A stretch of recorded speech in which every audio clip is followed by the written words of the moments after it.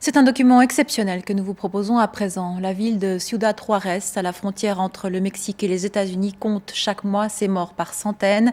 Les réseaux criminels s'y livrent une bataille acharnée pour contrôler le transit de la drogue, un marché qui pèse plusieurs milliards de dollars. Et malgré un déploiement massif des militaires et des policiers, la situation reste incontrôlable. La faute également à la corruption. L'enquête est signée Claude-Olivier Volu.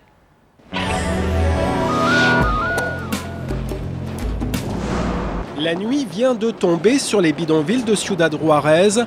Plus personne ne s'aventure dans les rues, personne, mis à part ces policiers.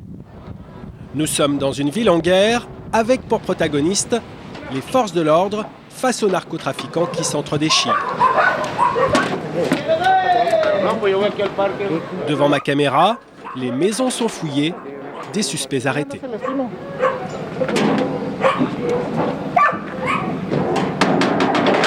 Nous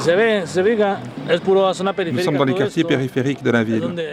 C'est là que se concentrent les bagarres et les combats.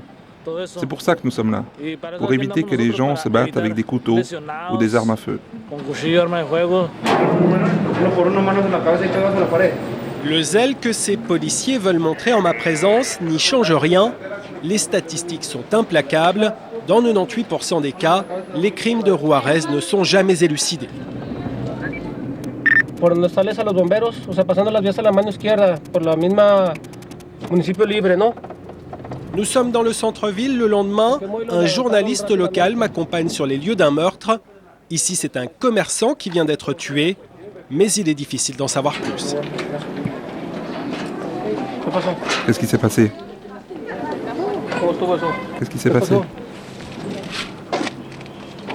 No sé rien. Je ne sais pas. Ce silence en dit long sur le climat de terreur qui règne en ville. Parler, cela veut dire s'exposer, et mieux vaut rester discret à Ciudad Juárez. Ici, c'est l'Omerta. On demande aux gens s'ils ont vu quelque chose et personne ne veut répondre. S'ils parlent, ils savent qu'ils se feront tuer à leur tour. Le nœud du problème, le voici. Nous sommes devant l'un des 3 postes frontières de Ciudad Juárez.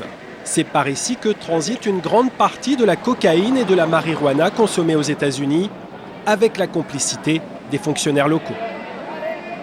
Enquêter sur les affaires de corruption à Ciudad Juárez peut se révéler très dangereux.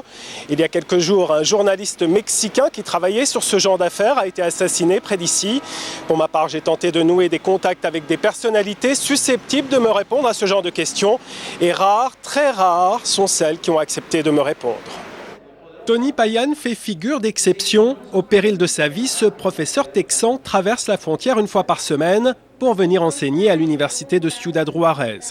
Il dit tout haut ce que beaucoup pensent tout bas. Les cartels n'ont pas seulement réussi à acheter des policiers. Après un certain temps, ils leur ont également demandé de faire le sale boulot.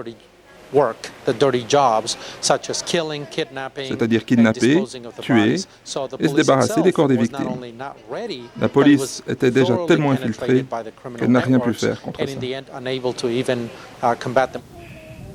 Dans le plus grand cimetière de la ville, les fosses sont creusées à l'avance pour les victimes anonymes d'une guerre qui ne dit pas son nom. À Ciudad Juárez, une vingtaine de personnes seront enterrées ce jour-là.